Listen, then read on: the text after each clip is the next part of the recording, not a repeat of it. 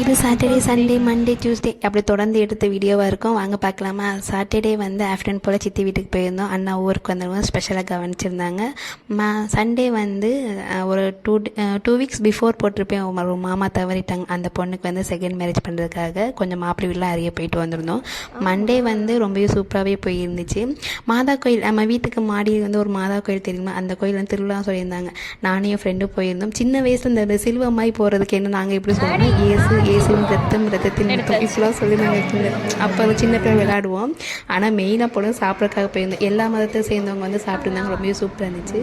Tuesday night வந்து திருவிழா அப்போ எடுத்து வச்ச விளக்குலாம் விளக்காமல் இருந்துச்சு. அதை மெயினாக க்ளீன் பண்ணிலாம் சொல்லிட்டு ஃபஸ்ட்டு கொண்டு வந்த விளக்கு கல்யாண சீதனமாக கொடுத்தது.